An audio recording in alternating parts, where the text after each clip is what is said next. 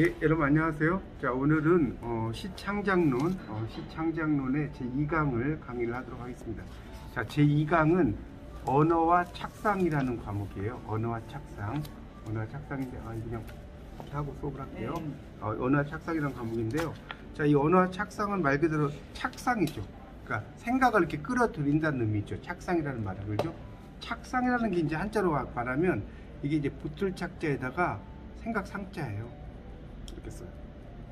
착상. 그래서 이제 생각을 끌어들인다, 이런 의미로 착상을 쓰거든요. 착상을 한자로 이렇게 씁니다. 그래서 그 일상어와 시의 관계를 좀 설명을 좀 드릴게요.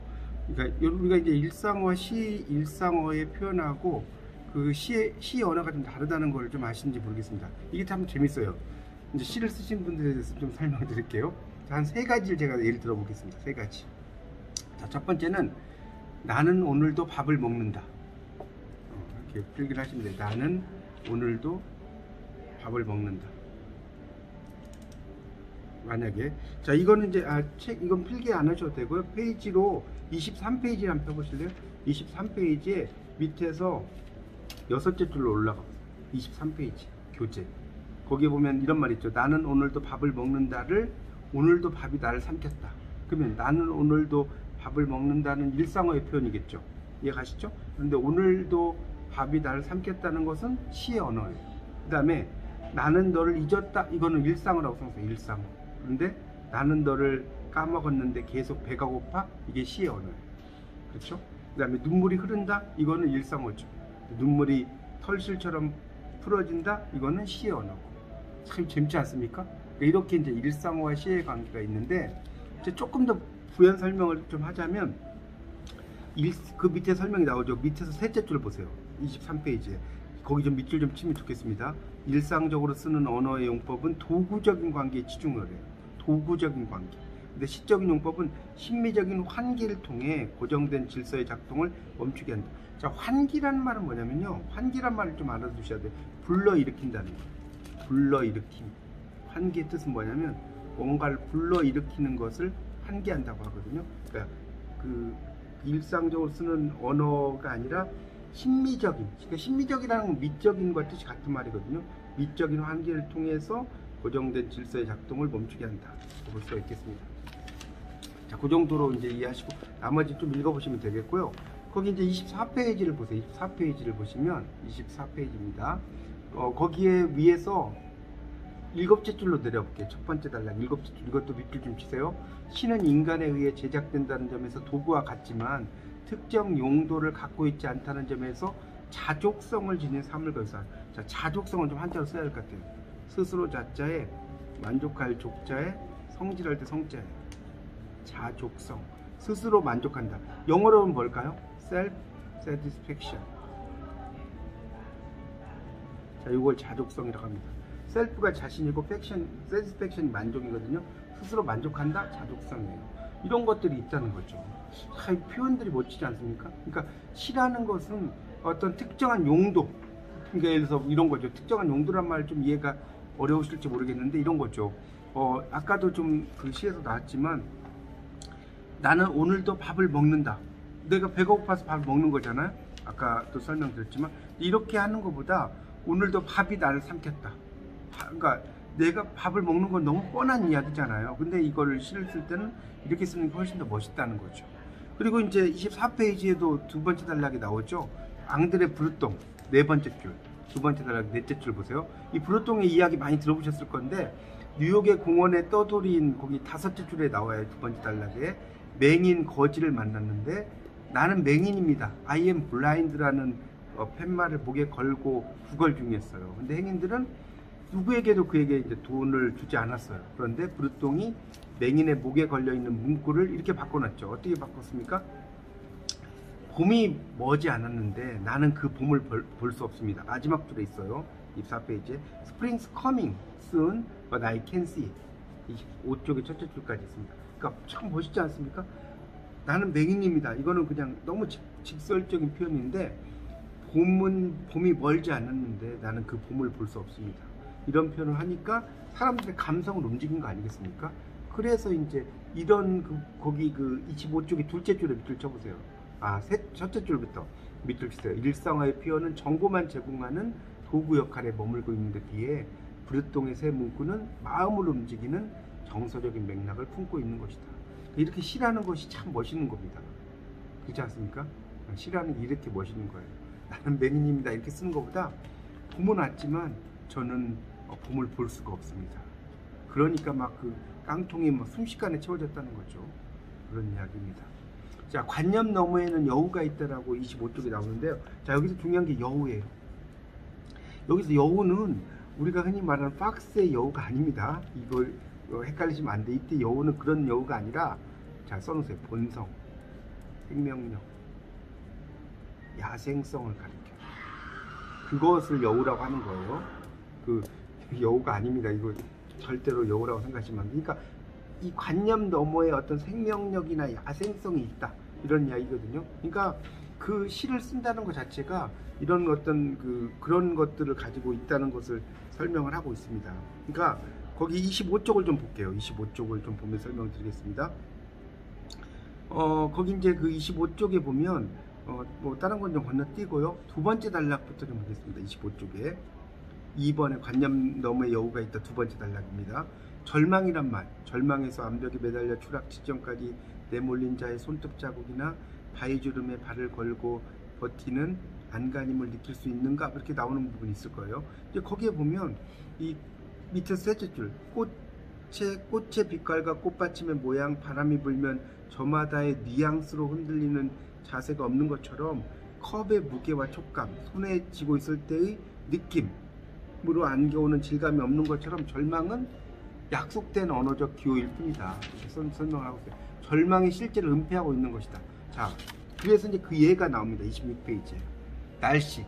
자, 개미들이 떼를 지어 이동하거나 제비가 낮게 날면 비가 내릴 거다. 이거 많이 들어보셨을 거예요. 농경문화 시대에는 이렇게 예보를 많이 했습니다. 그렇죠? 그렇지만 땅과 하늘과 자신을 둘러싼 변화에 대해 감각을 상실하죠. 우리는 그냥 기상대 일기예보를 통해서 날씨를 관념적으로만 경험해요. 맞지 않습니까? 그래서 TV 보면 비가 올 확률 몇 퍼센트, 뭐 75%, 80% 이렇게 돼가지고 그러면 이제 우산을 가져가고, 그러니까 이게 이제 계량화가 됐다고 하죠. 계량화. 그렇게 계산돼서 그런 이야기. 그러니까 날씨에는 어떤 바람 소리, 구름의 이동이 없죠. 그런 것이 없어. 근데 시에서는 그렇게 너무나 뭐랄까 몸이 건조하게 쓰면 시가 재미가 없는 거죠. 그러니까 시 속에는 인간의 어떤 감성이라든가 감정이라든가 이런 것을 많이 집어넣는 것이 훨씬 더 멋진 표현이다라는 것을 이야기할 수 있습니다. 자, 거기 밑에 26번에 ABC가 있어요. 비둘기는 평화다. 자, 이러면 자, 오른쪽에 보세요. 27페이지 첫째 줄에 A는 문명과 제도를 학습한 데 자동적으로 사유하는 인간의 발화다. 맞죠? 뭐 어려운 말, 발화는 말로 한다는 거고, 그 다음에 B는 비둘기는 평화를 모르면서 평화를 노래 부른다. 이건 뭐예요? 반성적 성찰의 발화. 지금 27쪽에 둘째 줄에 있어요. 그 다음 C, 비둘기는 아이러니스트. 이거는 반어주의자라고 써있어요. 반어주의자, 아이러니스트. 반어주의자. 반어주의자라는 뜻입니다. 그래서 평화의 노숙자다 이렇게 썼어요. 자, 그러니까 C로부터 나오는 아이러니한 의인화다. 그러니까 그러니까 반어적인 은유자라는 거예요. 그러니까 의인화라는 거. 의인화라는 건 뭐예요? 사람이 아닌 걸 사람처럼 표현하는 거죠. 맞죠? 그러니까 노숙자는 비둘기를 어떻게 사람처럼 표현한 것이고, 그 다음에 평화의 노숙자라고 이야기를 한 겁니다. 그러니까 이게 이제 아이러니한, 그래서 시에 이르러서는 결국 뭐예요? 도시의 노숙자가 된 비둘기의 비애죠. 그러니까 이것이 얼핏 보면 비둘기만 이야기한 것 같지만 비둘기만 이야기한 게 아니라 뭐예요? 노숙자의 비애를 이야기를 하는 거예요.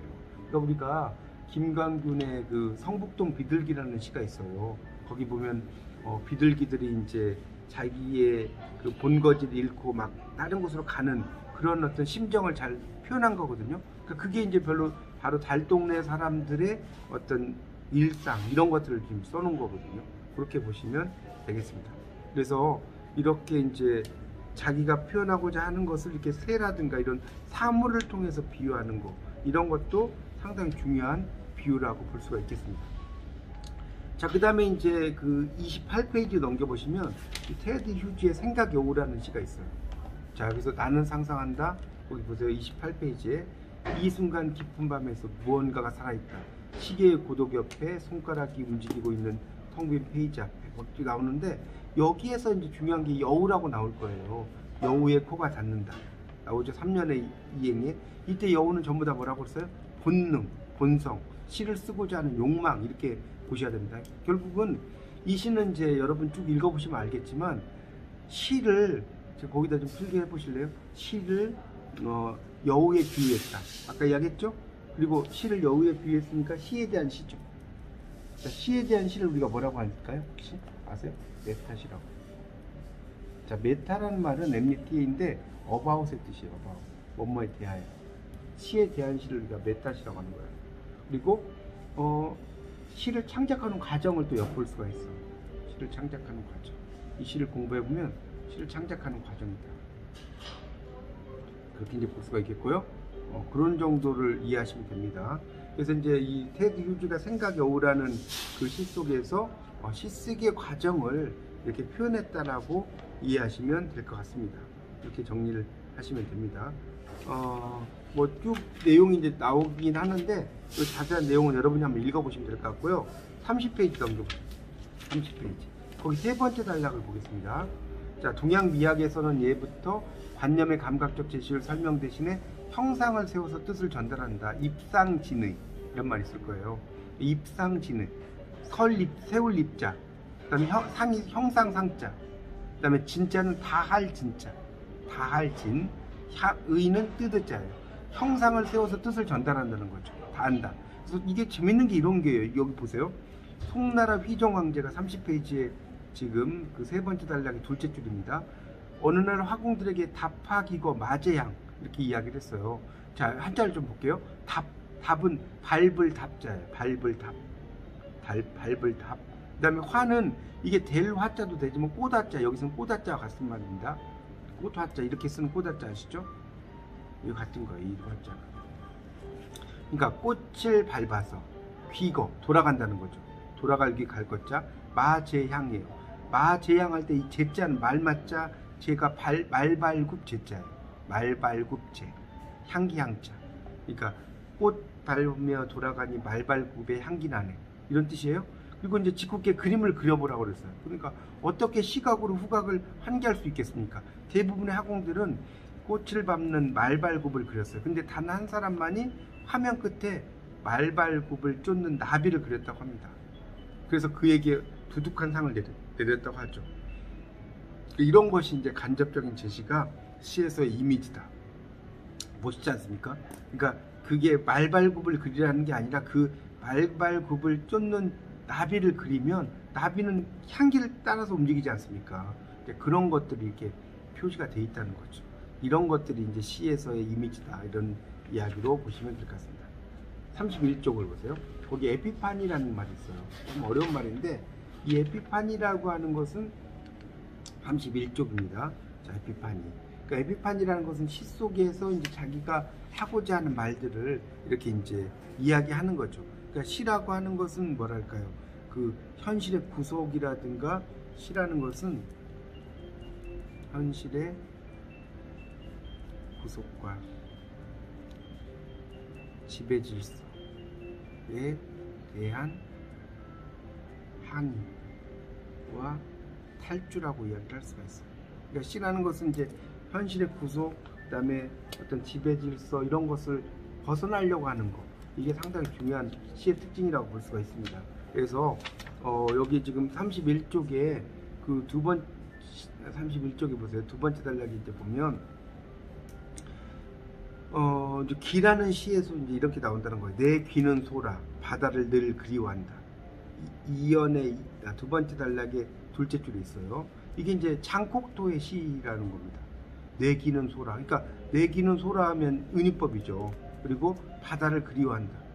표현이 얼마나 멋있습니까? 귀가 소라가 될 수는 없지만 이 바다를 그리워한다는 표현을 내 귀는 소라라는 말을 썼다는 표현이 너무나 멋있죠. 이렇게 이제 어떤 은유적인 이미지로 이야기를 했기도 했고요. 그 다음에 또 정지용이라는 또 한국의 아주 탁월한 시인 정지용 시인은 이렇게 씁니다. 거기 오리 모가지는 호수를 감는다. 두 번째 단락에 한 7줄쯤 있어요. 오리보가지는 자꾸 간지러워. 그러니까 상투적 인식을 뛰어넘는 관찰을 통해서 호수를 이렇게 실패처럼 감는 오리라는 그런 이미지, 또 간지러움이라는 낯선 지각을 끌어올리는 이런 것이 이제 아주 뭐랄까 독특한 시상 아니겠습니까? 그렇게 이야기를 할 수가 있는 거죠. 자, 32쪽입니다. 자, 넘겨보시면 이 영감이라고 나오죠. 첫 번째 줄에 인스퍼레이션인데 영적인 감흥, 영감이라는 것은 영적인 감흥을 이야기해요. 영적인 감흥, 인스퍼레이션. 그래서 이런 시작법이란 건 뭐겠어요? 시를 짓는 법이라는 뜻이에요. 한자로 쓰면 이걸 시작법이라고 하는데 이런 것으로 이제 밝힐 수 있는 게 아니다. 그래서 영감이라는 것은 이 사이렌이 아시죠? 사이렌이 이제 그 뭡니까? 이탈리아의 나폴리에 가면 사이렌이 있어요. 그 신화적인 존재. 그래서 너무나 멋진 소리를 내서 선원들을 바다로 뛰어들게 했다는 거예요. 매혹을 뿜어내는 그런 그 신이죠. 그래서 이제 그렇지만 문자로 시를 쓰잖아요. 요즘은 뭐 소리를 가지고 매혹게 듣는 게 아니고. 그래서 이제 이런 문자를 통해서 사람들이 거기에 빠질 수 있게 만드는 거, 이런 것이 상당히 중요하다. 뭐 그런 내용으로 이해하시면 될 것 같습니다.